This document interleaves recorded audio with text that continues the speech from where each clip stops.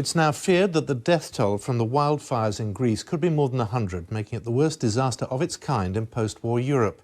So far, 80 people are known to have died. Rescue teams are searching for those still missing after residents and tourists alike fled to the sea to escape the flames. That happened around the resort of Mati, northeast of Athens. Several people have been arrested on suspicion of starting the fires deliberately, as Richard Lister now reports. It is a valley of death. The fire raced through these woods towards the town of Mati, leaving a scorched wasteland behind it. Much of the town is now a ghostly, ash-filled ruin, filled with blackened trees and crumbling walls. For many, only the sea view remains. So much of Mati is completely derelict now, full of houses that will have to be demolished before this town can rebuild. Many of its residents are discovering they no longer have a home to return to. Glikeria is one of them. An entire life lost, she says. As she surveyed the wreckage of what was once her kitchen, she recalled the night she fled for her life.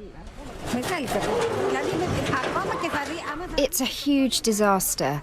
Sparks were falling on my dress and would have set us alight, but we managed to get down to the port in time and stayed there until dawn. There are countless stories like hers in these hills, people escaping death in the nick of time. Susan Stefos, a British expat, saw the fire coming and discovered her car was already alight. She had to run through the flames to escape. When I was in the house and the fire was going over, I thought, I'm not going to make it. This is the end. But prayers were answered. So intense were the fires here, they left hotspots which are still burning. Emergency teams are trying to make this area safe, and as they do so, they're finding more bodies. No one yet knows exactly how many will be discovered. We're still counting because we didn't found yet all the deaths. We're missing 14 people at least. And we don't know how many they are drowned because they jumped to the sea and it was very windy. Also, we have a very big problem to recognize the bodies because they're burned. This Irish couple were on their honeymoon when the fires struck. Zoe Holohan is now in hospital. Her husband, Brian O'Callaghan Westrop, is missing.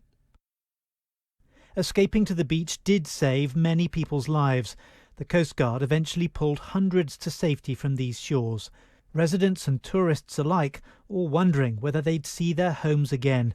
This Finnish family was among them. We were caught by the fire, so kind of surrounded. We had to go into the water and dive there so that we didn't burn our hair and heads there, and then we waited there several hours. The government's hinted that arson may have been a factor, with several fires starting simultaneously. But its first priority is housing the homeless, treating the injured and recovering the dead. Richard Lister, BBC News.